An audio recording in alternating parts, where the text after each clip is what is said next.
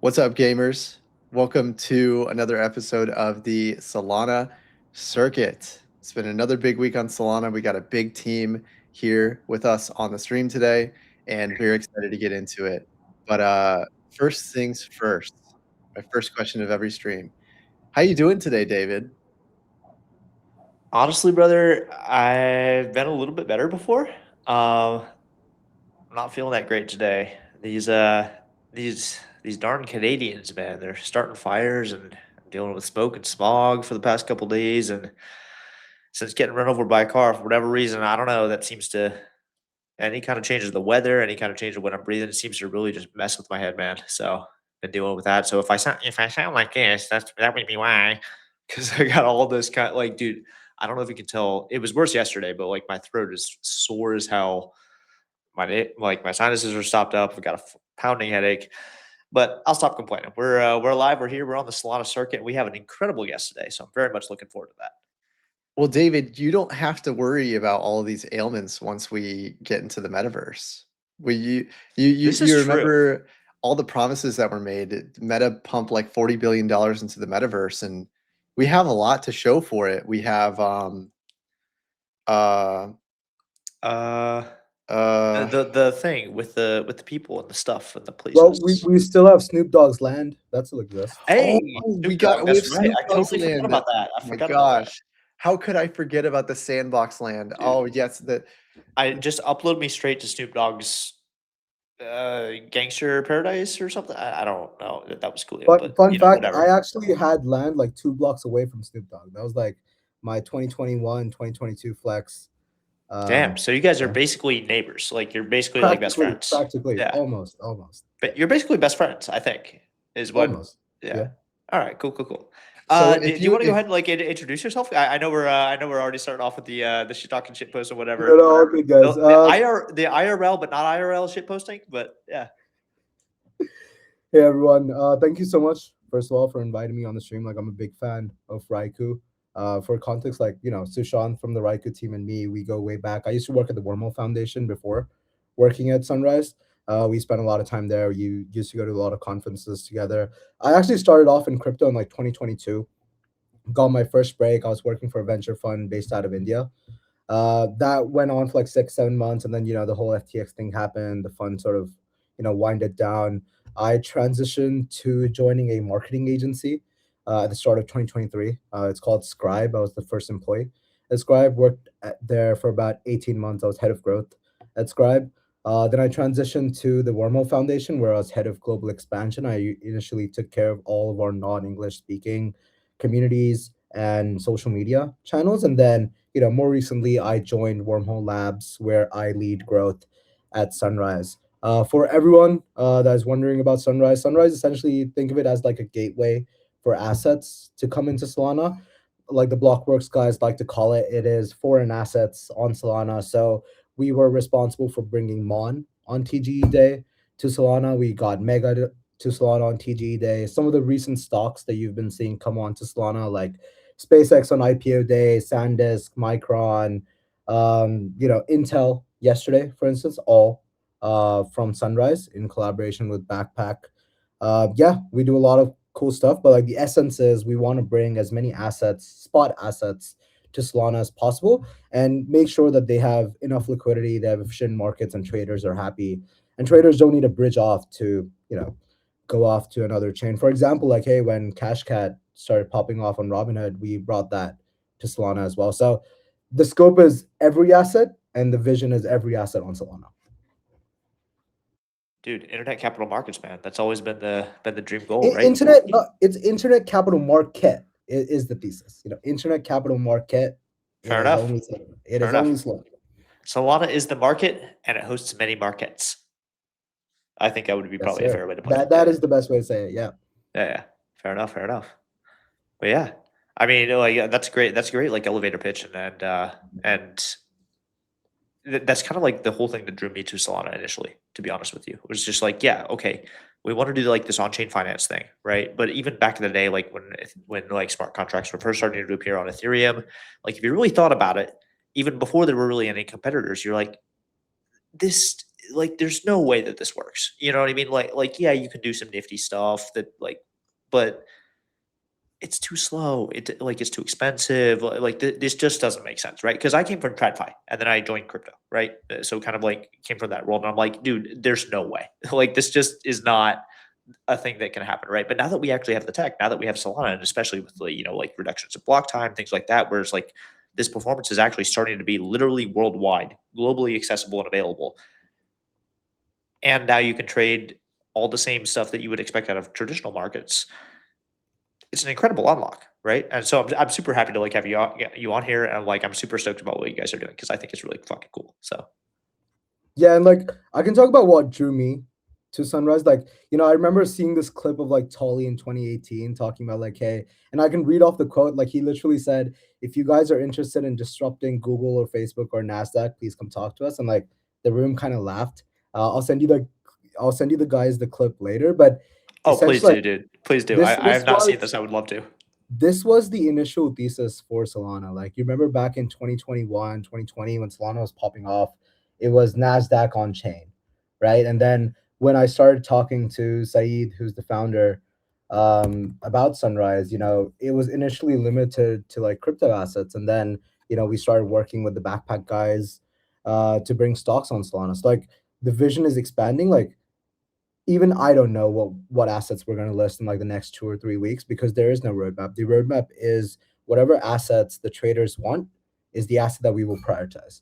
Like for example, CASHCAT happened within an interval of 6 hours. It was not planned. It was something that we just saw demand for and we launched, and it was a successful market, for instance. So our team's really proactive. If you DM me or anyone from the team about any of the assets you want to see, we actively look at that, and that is part of our decision process. To be very fair. Yeah, I see you guys all the time on the timeline bringing assets to Solana. You guys were responsible for the Monad token, bringing that to Solana, I believe. Yep. So we've done about 26, 27 different assets. So Monad Was on that Solana. a 6-7? Sorry. That was, David, oh my I god. do this purely to fuck with Nate. Like that's the only reason I keep doing it.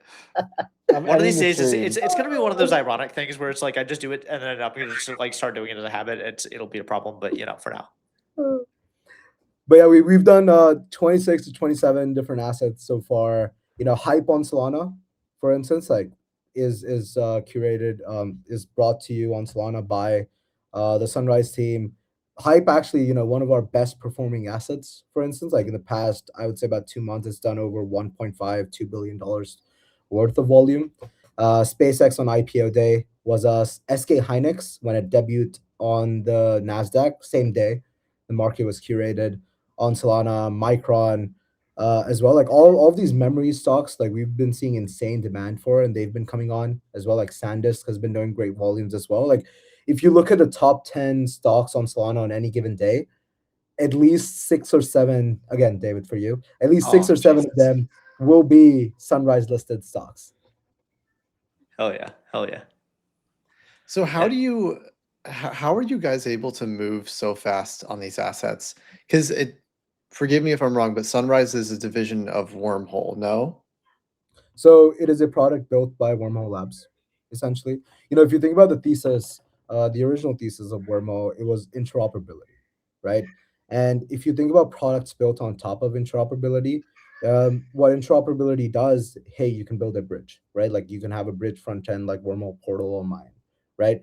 But if you want to go a step beyond and you want to own the user experience, with everyone trying to verticalize right now, the way that the Sunrise stack works is we have this thesis on Solana. If you look back to Wormhole's roots, Wormhole was the first bridge between Ethereum and Solana, like the first bidirectional bridge back like 5-7 years ago. The team is extremely Solana native. The team understands what the trenches want. The teams understand what the Solana users want in general.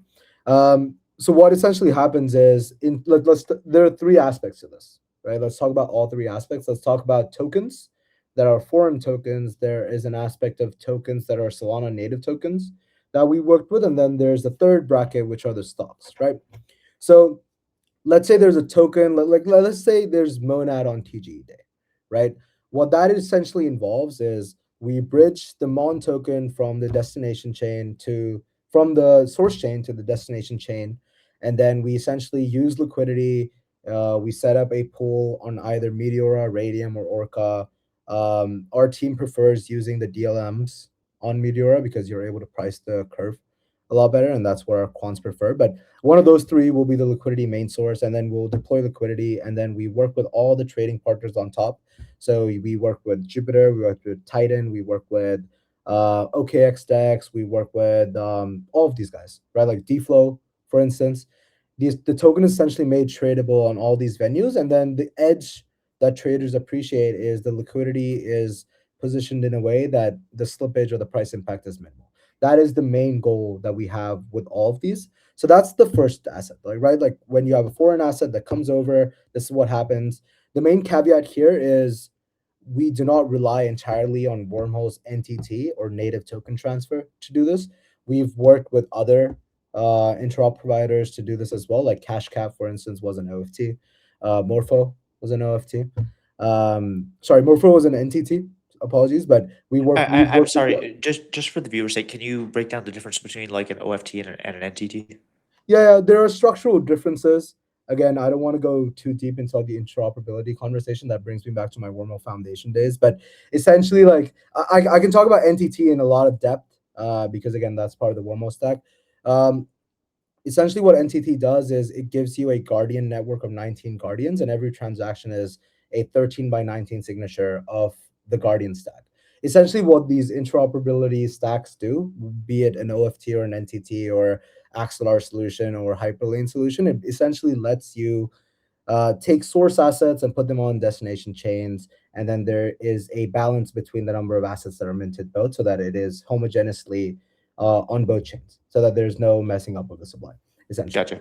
So it's like some trusted entities that have like a financial stake in making sure that they're like accurately accounting for like, hey, we have this thing on one chain and we're gonna Yes. create like Yes. a receipt for it essentially on the other chain. We're gonna lock Yes. it on the original chain. Yes. Okay, gotcha. So there's a lot of differences between all the solutions. Not here to advocate for any solution. Know a lot more about NTT because it's Wormhole solution. But essentially, we work with all of these in terms of, if the asset issuer has a preference with OFT, we'll use OFT, for instance, right? Like it's pretty simple. So we'll bring the asset over. Now, let's talk about the other two scenarios. This is when we have a foreign asset like a Mega or a CashCat or a, Hype, for instance. Let's talk about when it's an asset on the same chain. So we've also worked with assets that are based on Solana, like a Backpack or a Solstice. In that instance, what we're doing is we're essentially working with them to help them understand their liquidity requirements and how to make trading for that token better on the chain, right? Like we help them work with PMMs, we help them understand how liquidity should be structured, all of that stuff, right? There's a third offering here, which we're actively working on as well. We also help the asset issuer figure out DeFi integrations, which includes lending markets on Camino or Loopscale, for instance. So all of that stuff is part of the main offering when you talk about stocks. Okay. Talk about tokens. What I'm extremely excited about, which the entire Solana ecosystem has been excited about, is the stock side. So the stock stuff started on, and I'll tell you the exact date because it's pretty iconic, like June 12th when SpaceX IPO'd. That was the first stock we ever did. The benefit, the value proposition that we provide on stocks is that we work with backpack securities. Each stock is one-to-one redeemable with the underlying stock. So essentially, you could take SpaceX on Solana right now, deposit it into Backpack, and then you could essentially convert it into the actual share. And then there's a step further. You can actually take the share on Backpack and change it to any, like, shift it to any brokerage account. Like you could change it to Charles Schwab's, for instance. So that's essentially how that entirely works. I've been on a lot of pods talking about the structure, and on the day of SpaceX, like I was like, hey, the market needs to tell us if this is the right way. The market decides what the right product is, and so far, all the data points in terms of adoption and also like how, on the day of the SpaceX launch, both me and Saeed went on pods saying like, hey, we also encourage competitors to follow a similar model. We've seen a lot of competitors also shift their model towards this, or actively go towards it, which we're very happy to see. The main thesis here with the stock stuff is, if you look at how stable coins function, if you look at why Circle and Tether function so well, like, there are no blockers for someone holding USDT or USDC on any chain, right? And historically, if you look at how stocks were positioned on chain, there were some blockers in terms of KYCing or other requirements that these issuers had. Now you have, like, it's a stablecoin structure where anyone can hold SpaceX or Micron or Sandisk, but if you want to access the underlying, similar to how you would do with the Tether or Circle, if you wanted to access the underlying, there are additional safeguards in place. There are additional terms and conditions in place. Again, I urge everyone to go to the backpack securities disclaimers, terms and conditions, understand what the product is. But from a very layman, upper level sort of understanding, this is sort of how it's structured. So backpack is a team that issues these stocks, so they take care of the mint and everything, and then our team essentially takes care of everything distribution related. So every Meteora pool that you see was originated by the Sunrise team. All the PMMs that are working on quoting it is with the Sunrise team. Any future lending markets you might see from the Sunrise team, all the marketing is from the Sunrise team. That is essentially all three of them. So we talked about foreign assets on Solana using the bridging infrastructure. We talked about Solana native tokens and how we work with them, and then we talked about stocks, which has been creating a lot more buzz recently. Yeah, for sure. I mean, like RWAs on Solana have been just absolutely taking off lately, and that's fantastic. We love to see it. I did want to ask you. You mentioned that like you guys like help source liquidity and like advise people, or teams that are looking to launch whatever their asset happens to be. Where do you guys source the liquidity from? Like what's that process like? Because that was something I kind of wanted to ask you guys like about, like, because like every launch that you guys have done right out of the gate, there's immediate liquidity ready to go, and that's normally like a big challenge for teams that are trying to launch a token, whether that's their own token or a representative token of something else. Like how does that whole process work there? So it depends, like, case by case. To be honest, it also depends on the interest that the asset holds. To be honest, in terms of when we work with tokens, there's usually an agreement with the asset issuer. For instance, in terms of stocks, it's a lot of owned liquidity. It's a lot of loans that we've taken from people to make sure that the markets are curated. I would say it's a lot of case by case, but I do agree. Like, the liquidity is the secret sauce. The quants are the secret sauce in terms of optimizing liquidity. But again, like, hey, if liquidity was the only secret sauce, people could do it themselves, right? Like, so there's a lot more to than just the liquidity, but I would say the liquidity is a huge moat in terms of why these markets have succeeded. So wrapped tokens and assets are not a new thing in crypto. They've been around for years now. Why do you guys think that Sunrise has gone so viral on Solana multiple times with the Monad launch, with the launch of Unit token on Solana, as well as like the Aave token? Why do you guys think that there's been so much buzz around Sunrise and like your guys' ability to bring these tokens to Solana? Is it your go-to-market strategy? Is it your marketing strategy? Which, by the way, like, your branding, fantastic, top tier. But we'd love to get your take on that. Yeah, I just want to make a small correction. Like, these tokens are not wrapped tokens. Like, I Okay. think in the progression of crypto interoperability, there was a phase where wrapped tokens were the standards. Like, hey, when I was at the Wormhole Foundation, there were a lot of wrapped version of tokens that we issued ourselves. Like, Robinson from the Wormhole Foundation, he would very often say that bridge providers were the first issuers of tokens on different blockchains because there were so many wrapped versions. If you think about it theoretically, that was not the ideal way to do that because it created a fragmented user experience, but it was the only way that we could do it back in the day. So there was, for example, we launched Uni on Solana 3 months ago. That was the native version of Uni bridged from either ETH or the Uniswap chain to Solana. Earlier, the only version of Uniswap that existed on Solana was the wrapped version, the Wormhole wrapped Solana version on Solana. Uh, Extremely different things, right? Again, like I urge everyone to understand like how NTT, native token transfer, OFT from layer 0, or the hyperlane solution or the XLR solution works. But essentially, from a very layman perspective, the way that these standards work is you're able to issue the native token on the destination chain. So there is no wrapping involved. There's no, like the trust assumptions are lower in this scenario. Um, why we have succeeded, like the way that I like to think about it is our asset listing strategy has been the best. In terms of, we've been lucky in the demand for the tokens that we've listed. Like for example, and the best proxy for this is competitors plus, you know, it is also open interest and volume on perp dexes. For instance, if you look at some of our latest listings like SK Hynix, Micron, Sandisk, SpaceX, and DRAM, which is the ETF, all five of them top open interest and volume on perp dexes right now. And they also top 24-hour volume on Solana very, very often in the past week or 2 weeks. Your asset is worth only as much as people want to trade it, right? Like I could bring any XYZ stock to Solana, but if no one wants to trade it or hold it or do something with it, it's like that is a wasted listing, for instance. So I would say the listing strategy is pretty unique, as compared to competitors. Without naming names, a lot of the competitors, what they did was, back in 2025, they just launched 100 stocks on Solana.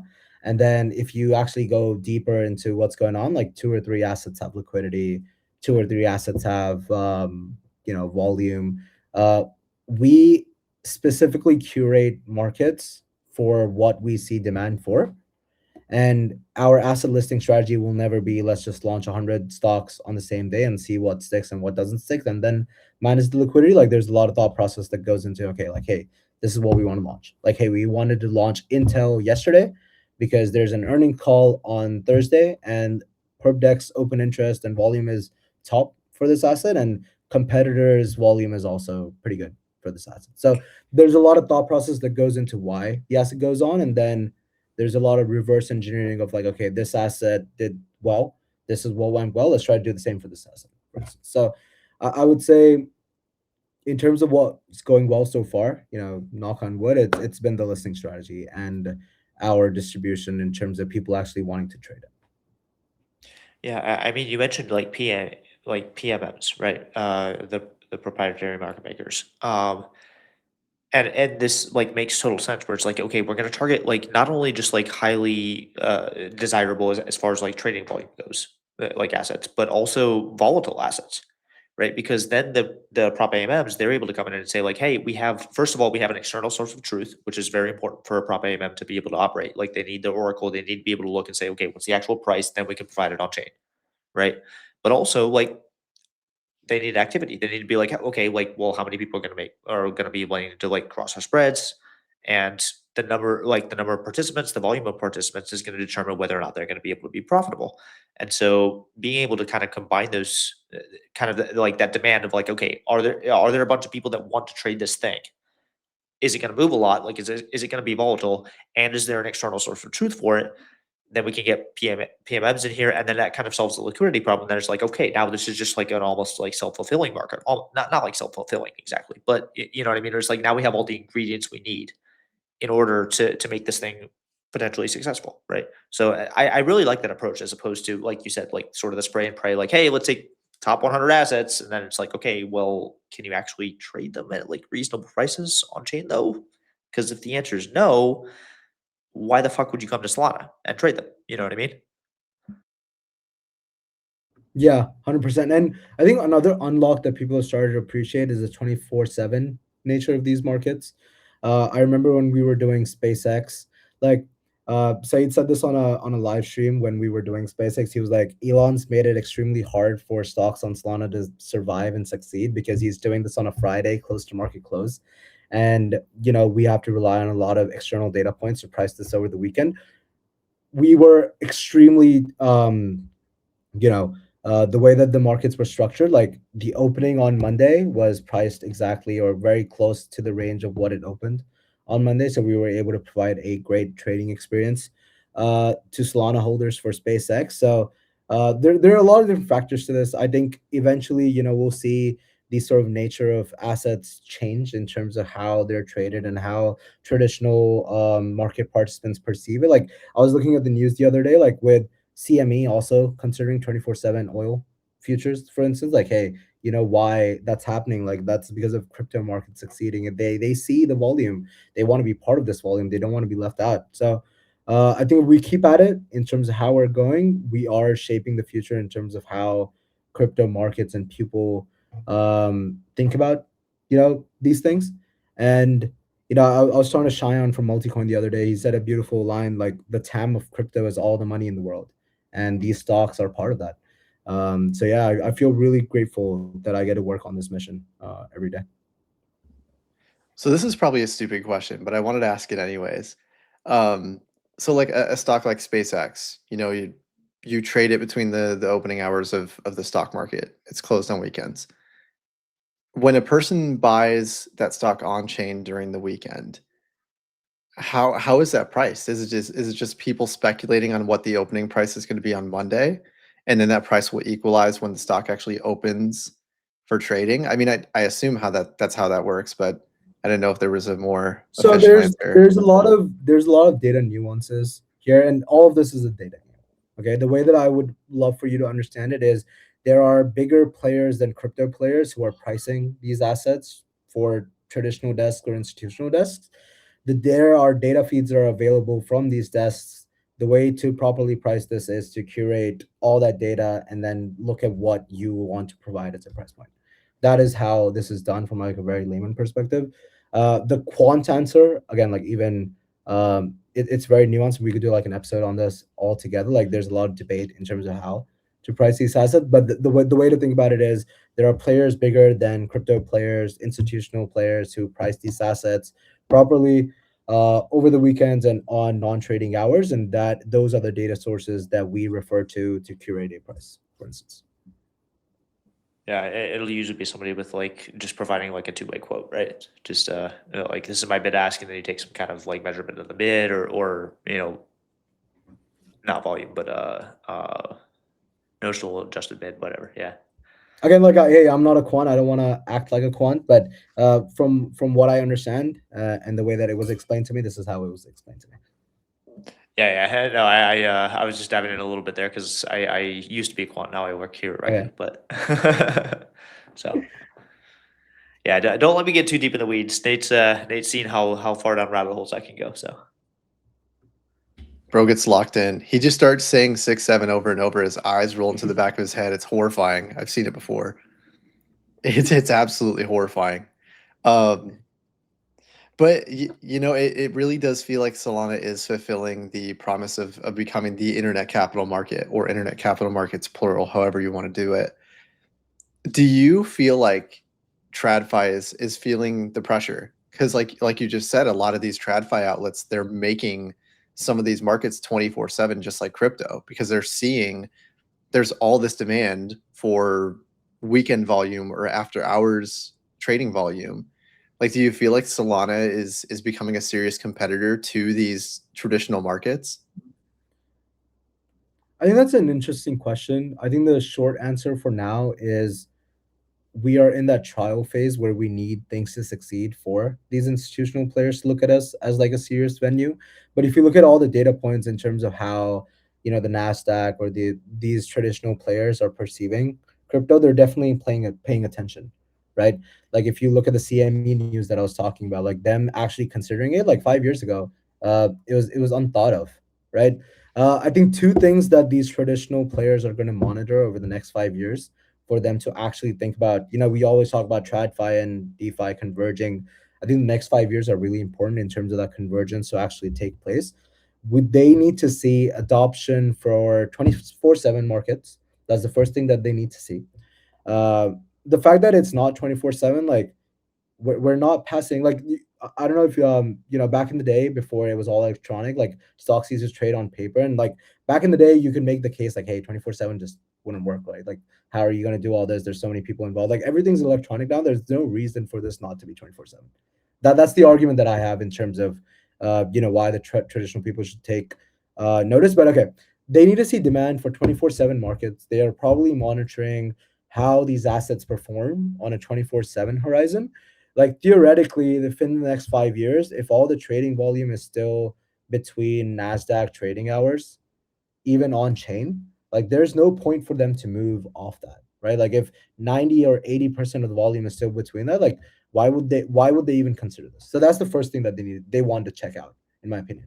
The second thing that they would all probably want to figure out is how much of this, from a NASDAQ or a US stock exchange perspective, they want to figure out is how much of this is non-US volume, right? Like, what you want to establish is how many people outside of the states, or and like vice versa for any other exchange, right? Like, for I live in India, the Indian Stock Exchange should think about this as well, or the markets in Hong Kong should think about this as well. What you're essentially evaluating is, are people outside of my jurisdiction interested in the stocks or the assets that I want to trade? Now, the first data point that I have in terms of figuring this out is, you look at companies like CXMT, for instance, right? Like, it came on hyperliquid, everyone started speculating on it, and that's a good example of, like, hey, the geographical limitations of this stock, the way that hyperliquid's pricing it versus how the Shanghai Stock Exchange is pricing it, is extremely different, right? So that's just a data point. But what I'm saying is, in the next 5 years,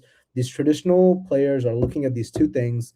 I think it's a bit premature for us to say that crypto is eating into TradFi volume. Like, the volume that these TradFi players do is immense, and the trust rail guards that these TradFi teams have, or TradFi players have, is immense.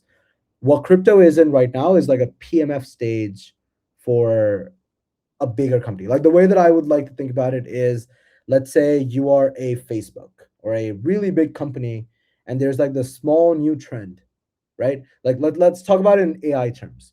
Facebook and Zuck have started investing into AI now, like in the last year. But AI has been a thing that crypto people have been talking about for like the past 4 years, right? Since like the third or second model of ChatGPT, people have been aware about what AI is.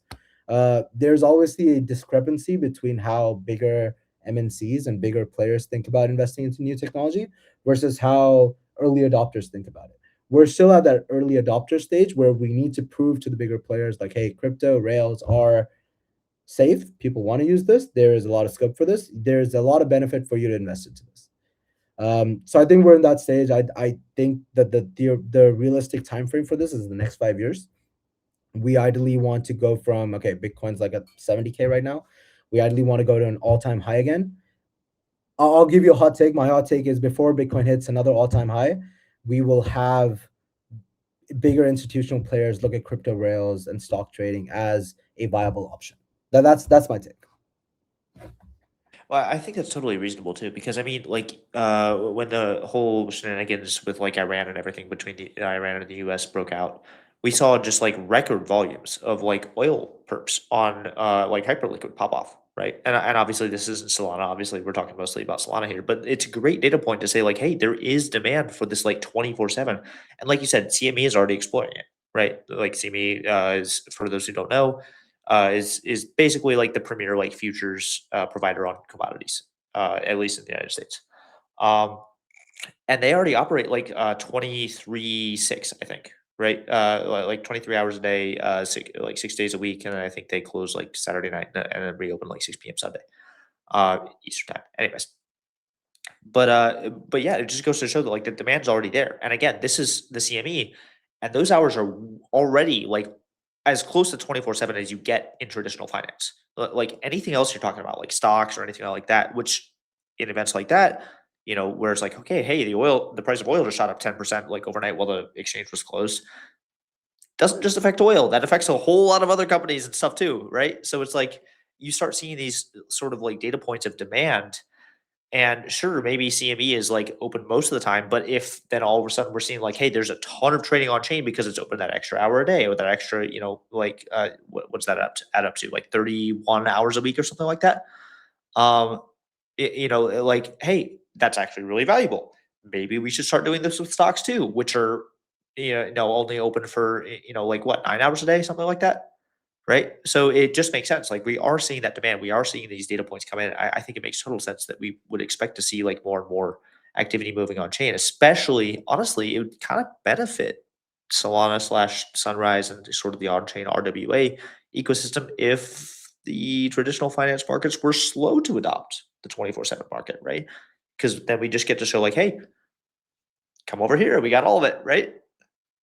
Yeah, and that's going to be a huge focus for me. So I've been focusing on a lot on talking to like fintech players, like neo banks, for instance. Like there are a lot of players in regional geographics that might want to offer this kind of offering to their customer base. Like Armani's been tweeting about this a lot. Like the next evolution of neo banks is neo exchanges, and it's just going to be like a vehicle of opportunity for people to understand how they can think about investing. Like another hot take I have is with if we talk about this theoretical world where crypto stocks and like crypto markets get a lot of adoption, it's also going to change how financial literature is taught to people, right? Like right now, if someone is based, let's take my example, right? Like someone like me who's based in India, traditionally, like 20 years ago, the opportunities of investments that my dad has versus 5 years down the road, where every market is accessible on the blockchain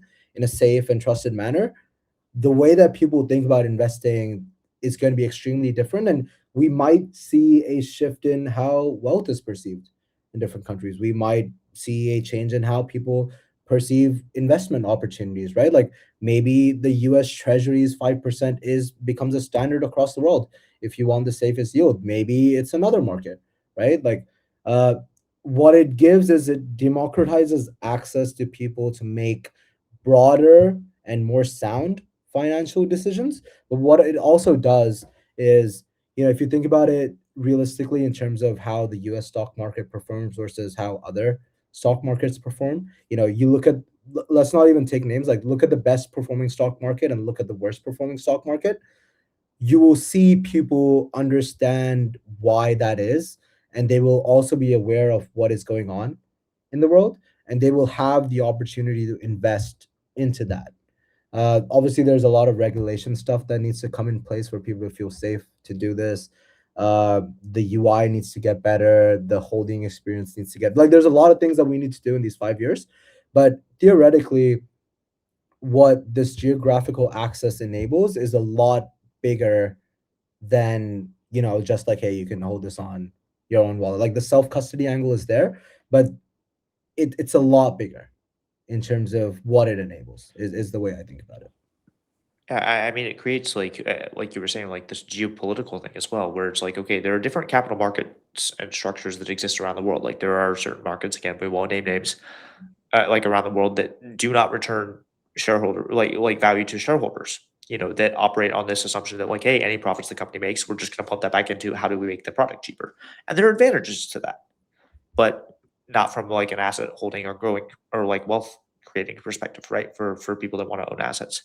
And so it kind of creates this global sort of like if all of these sort of assets are, in 5, 10, 15 years, whatever, available on chain, it sort of creates this like competition for almost like legal or governmental, like environmental competition between different sort of regimes, if that makes sense, right? If you can, like, if it's just accessible, like, okay, anybody in the world can trade any asset from anywhere else in the world, then oh shit, now all of a sudden, like these assets are competing outside of their local regionalized markets, which may have been like the only markets that were available to people before at the time.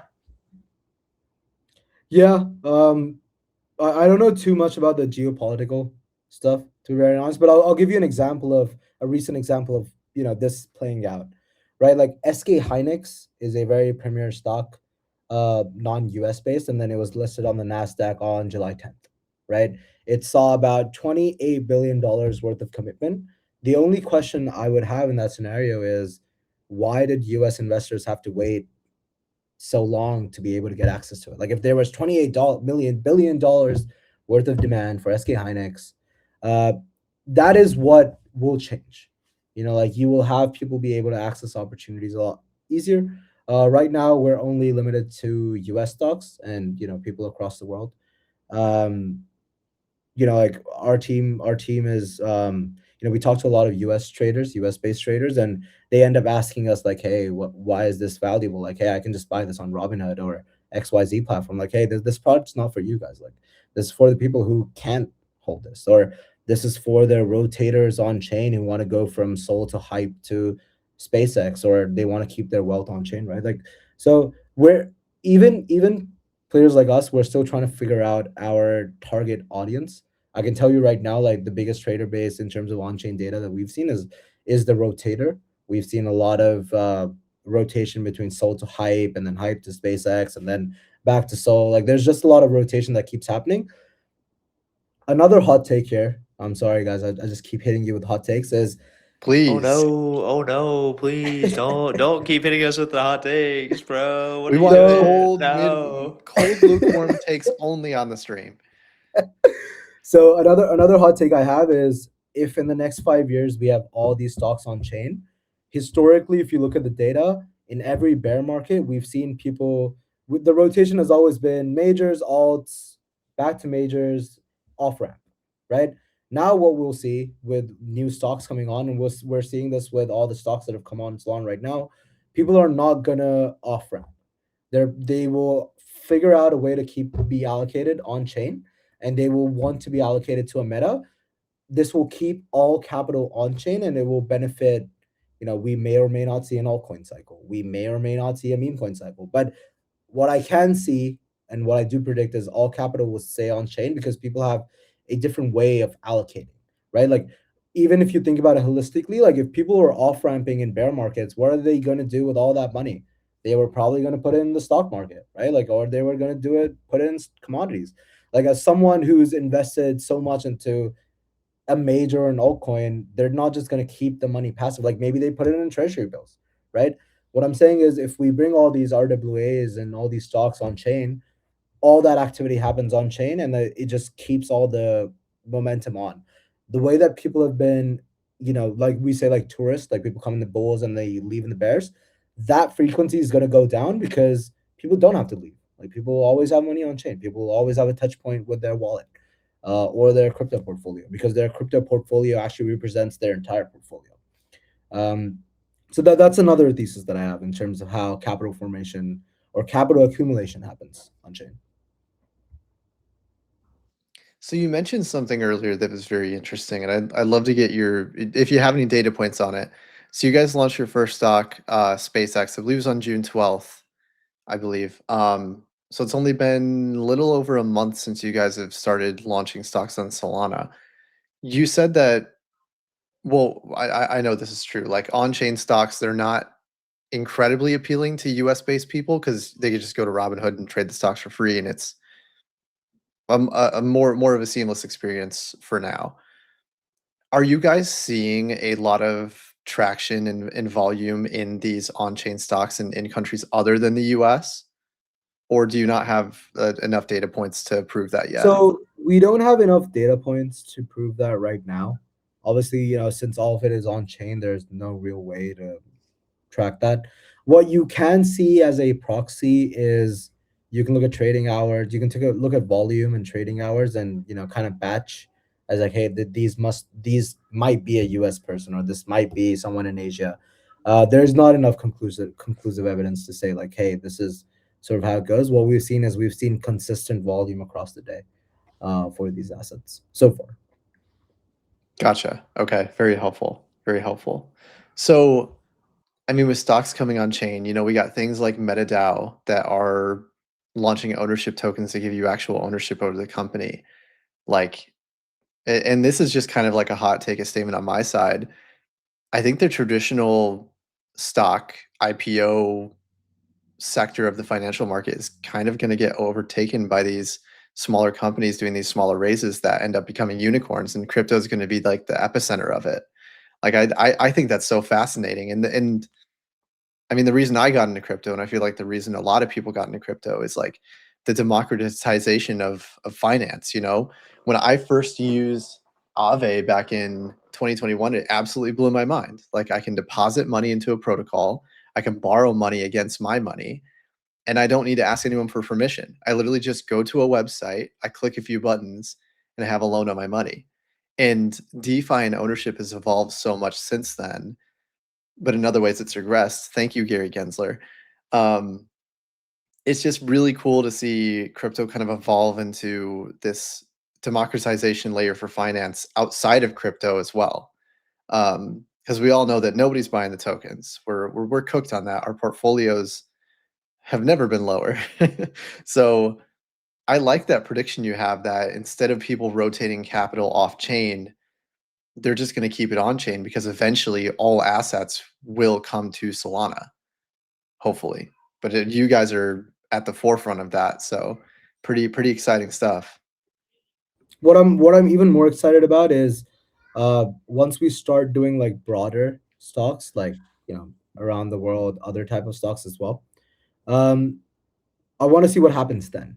Like, is that going to be a data point that's going to change how we feel about stocks on Solana and like how we feel about other markets? Like the CXMT news from the Shanghai stock markets like really excites me. I want to get there, and we want like even if you look at like a lot of the ETFs based in the States, some of these ETFs just work because they give you non-US market exposures, right? So there's no reason for that not to be true on Solana as well. But that's like the next thing that I'm eyeing for. I don't know when that will happen. I don't know what the first stock will be, but I'm pretty sure like when we do it, it's going to be a pretty big deal, and that's what I'm excited for. Oh yeah, I do gotta ask. I don't believe you guys have any ETFs listed at the moment, right? So we do have DRAM, which is from the Roundhill Investments group. DRAM is listed on Sunrise. Gotcha. I gotta say, like, most of my like steady sort of just like long-term investments and stuff that are outside of crypto is basically just SPY or some form of the index. I don't know if it's necessarily going to be like a super high like volume traded thing, but I feel like there's a It ton is of demand for actually that. like SPYX from the X stocks guys is actually one of the like top tens for the past 2 or 3 weeks. So there's insane demand for these type of basket stocks on Solana. Yeah. Oh, forgot to unmute myself. Yeah, I was gonna say because I mean, like honestly, I have some other like individual names, but I might just like be wanting to like switch most of my like investing over to my like multi-sig on Solana, honestly. If it was like a native Solana asset version of like SPY or something like that, if that was if that was able to be done. Uh I can't remember why now off the top of my head. I just wasn't super happy about wanting to do like the X stocks version of things. I know I looked into this and I can't remember right now why I didn't like it, but yeah. Yeah, I think another thing that's really interesting that I've been thinking a lot about, like, hey, if you put all these stocks on chain, what's the next thing people do when there are stocks? People try to be fund managers. People try to basket those stocks, and people try to bake stock Well, baskets, it's right? that, but they'll also from the other side, you'll also maybe start seeing like initial listings happening on chain as opposed to IPO, Potentially, right? I potentially. mean, and we see stuff like this happening with like MetaDAO and things like that. It's like I feel like at some point those two sort of paths kind of cross, right? Where we have like actual You know what's equities really that are on chain native.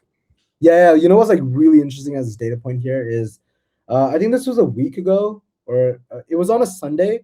On a Sunday, so we listed Robo Strategy, Andrew Kang's new venture, on Solana. On Sunday, the $12 million worth of volume on Solana, and then on Nasdaq opening day on Monday, so like the next day, the Nasdaq volume was 9 million. So Solana actually outperformed on a Sunday. So like like just data points like these like just get me really excited about these opportunities. For not for the majors, but for in the next 1 year, I'd love to see a stock listed on the NASDAQ, like on one of these traditional stock exchanges, and Solana to be the price discovery venue for that. Like it would be so amazing for some of these traditional markets to look like, oh my God, there's so much volume on this thing called Solana. What is their data point? Like we have to take this as a data point. We have to factor this in. People are buying it there.